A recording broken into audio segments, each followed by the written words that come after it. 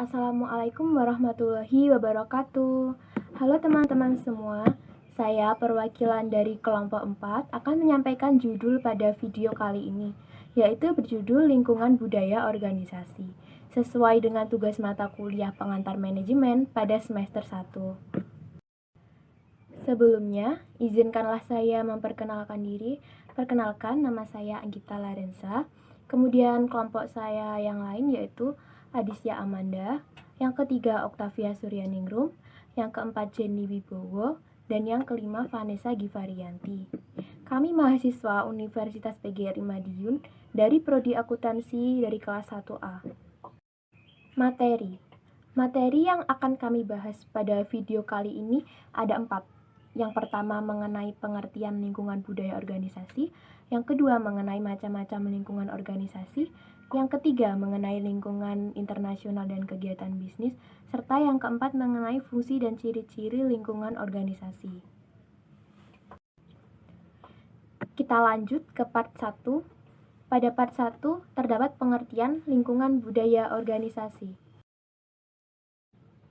Lingkungan organisasi dan budaya organisasi memiliki pengertiannya tersendiri. Untuk yang pertama, lingkungan organisasi. Organisasi dalam menjalankan tugasnya untuk mencapai tujuan tidak terlepas dari lingkungan internal dan eksternal. Lingkungan organisasi sendiri terdapat 2 elemen, yaitu lingkungan khusus dan lingkungan umum. Lingkungan khusus disebut sebagai pihak yang berpengaruh langsung pada organisasi, seperti pemilik perusahaan, karyawan, pemasok, dan lain sebagainya, yang dapat mempengaruhi perusahaan secara langsung. Dan lingkungan khusus dibagi menjadi 2, yaitu pihak yang berkepentingan internal dan eksternal. Pihak yang berkepentingan internal adalah para karyawan, dewan direksi, dan pemilik. Sedangkan pihak yang berkepentingan eksternal adalah pemasok, penyedia tenaga kerja, pelanggan, dan pesaing. Sedangkan budaya organisasi sendiri adalah sistem makna dan keyakinan bersama yang diikuti oleh para anggota organisasi untuk menentukan sebagian besar cara mereka bertindak satu sama lain dan terhadap orang luar. Budaya itu mewakili persepsi yang diikuti oleh bersama organisasi tersebut yang menentukan anggota-anggotanya harus berperilaku. Saya Disti Amanda menjelaskan tentang pengertian lingkungan dan budaya organisasi. Organisasi sendiri sebagai kumpulan orang-orang yang tidak dapat dilepaskan dari lingkungan, karena pada dasarnya organisasi juga merupakan bagian dari lingkungan dan masyarakat. Dalam ilmu manajemen, lingkungan budaya dan organisasi adalah hal yang penting, karena merupakan salah satu cara para manajer dalam melaksanakan aktivitas manajemennya untuk mencapai tujuan dan beradaptasi dengan lingkungan organisasi. Sekarang kita memasuki bagian part 2, yaitu tentang macam-macam lingkungan organisasi. Bagian macam-macam lingkungan organisasi, yaitu terdapat 2 macam, lingkungan eksternal dan lingkungan internal. Lingkungan eksternal mempunyai peranan besar dalam mengambil keputusan manajerial, proses, dan struktur organisasi. Lingkungan eksternal memiliki 2 komponen, yaitu lingkungan eksternal mikro atau khusus, yang sangat berpengaruh langsung terhadap organisasi. Yang kedua, lingkungan eksternal makro atau umum, dapat mempengaruhi organisasi serta berpengaruh secara tidak langsung terhadap kinerja organisasi. Lingkungan eksternal makro meliputi berbagai faktor seperti kondisi ekonomi, politik hukum, sosial budaya, dan kondisi global yang mungkin mempengaruhi organisasi. Dan yang kedua yaitu lingkungan internal. Lingkungan internal adalah tempat manajer bekerja yang mencakup budaya perusahaan, teknologi produksi, struktur organisasi, dan fasilitas fisik. Lingkungan internal meliputi 1. Pekerja atau karyawan, merupakan orang-orang yang bekerja dalam lingkungan suatu perusahaan atau organisasi yang menginginkan imbalan atau gaji. Yang kedua, dewan komisaris, mewakili kepentingan para pemegang saham, memantau kegiatan atau mengawasi manajemen. Yang ketiga, pemegang saham. Jika perusahaan memperoleh keuntungan, maka saham memperoleh imbalan.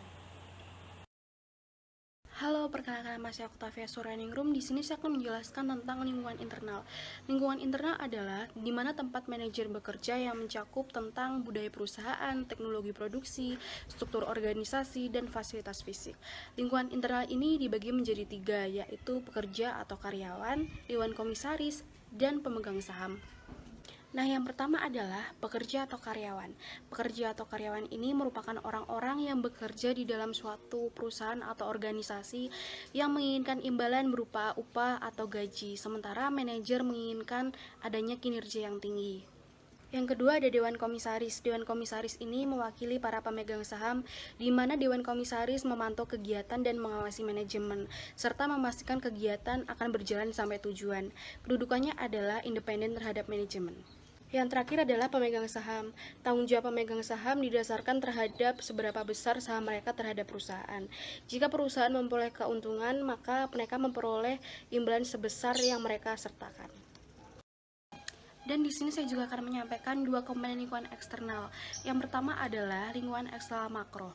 Lingkungan eksternal makro ini meliputi berbagai faktor seperti halnya kondisi ekonomi, politik, hukum, sosial budaya, demografi, teknologi, dan kondisi global yang mungkin mempengaruhi organisasi. Kemudian yang kedua adalah lingkungan eksternal mikro. Lingkungan eksternal mikro ini adalah unsur-unsur yang berpengaruh langsung terhadap organisasi yang terdiri dari pesaing, penyedia langganan, lembaga keuangan, pasar tenaga kerja, dan perwakilan-perwakilan pemerintah. Pada part 3 ini, saya Jenny Rahmawati Putri Wibowo akan menjelaskan mengenai lingkungan internasional dan kegiatan bisnis. Pengertian dari lingkungan internasional. Lingkungan internasional merupakan lingkungan yang lebih luas dari sebuah negara yang pada prakteknya akan mempengaruhi kegiatan perusahaan, terutama jika perusahaan tersebut melakukan kegiatan bisnis internasional. Lalu berikut ini adalah beberapa faktor yang terkait dalam bisnis internasional.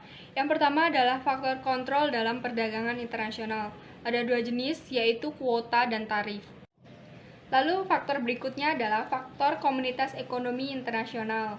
Komunitas ekonomi adalah kelompok yang terdiri dari berbagai negara yang bersepakat untuk mengurangi kendala-kendala dalam perdagangan internasional di antara negara-negara dalam anggota kelompok tersebut. Lalu berikutnya faktor yang terakhir, yaitu faktor yang ketiga, merupakan perbedaan budaya antar negara. Perusahaan perlu memahami adanya perbedaan budaya di setiap lingkungan, terutama lingkungan internasional, agar dapat lebih jauh memahami apa yang sebenarnya dianut oleh masyarakat setempat, di mana perusahaan berinteraksi, dan bagaimana cara beradaptasi dengannya. Perkenalkan, nama saya Vanessa Givarianti. Di sini saya akan mempresentasikan materi yang keempat, yaitu fungsi dan ciri budaya organisasi. Fungsi budaya organisasi. Yang pertama, budaya akan menciptakan pembedaan yang jelas. Maksudnya, di setiap organisasi atau perusahaan akan terdapat budaya yang berbeda-beda. Poin yang kedua, budaya akan membawa rasa identitas bagi anggota-anggota organisasi. Sama seperti poin yang pertama, budaya akan membawa identitas yang pastinya akan berbeda-beda dari organisasi atau perusahaan yang satu dengan yang lainnya. Poin yang ketiga, budaya akan mempermudah munculnya komitmen. Maksudnya, komitmen akan otomatis muncul sesuai dengan budaya yang ada di organisasi atau perusahaan tersebut. Ciri-ciri budaya organisasi. Yang pertama, orientasi hasil. Budaya organisasi dilihat dari sejauh mana manajemen memfokuskan pada hasil, bukan pada teknik dan proses yang digunakan untuk mencapai hasil tersebut. Yang kedua, inovasi dan pengambilan resiko. Budaya organisasi dilihat dari sejauh mana karyawan didukung untuk menjadi inovatif dan berani mengambil resiko. Yang ketiga, orientasi orang. Budaya organisasi dilihat dari sejauh mana keputusan manajemen memperhitungkan efek dari orang-orang yang ada di dalam organisasi tersebut. Yang keempat, perhatian terhadap detail. Budaya organisasi dilihat dari sejauh mana karyawan diharapkan menunjukkan kecermatan analisis dan perhatian terhadap detail. Sekian presentasi dari kelompok 4. Ada kurang lebihnya kami mohon maaf. Wassalamualaikum warahmatullahi wabarakatuh.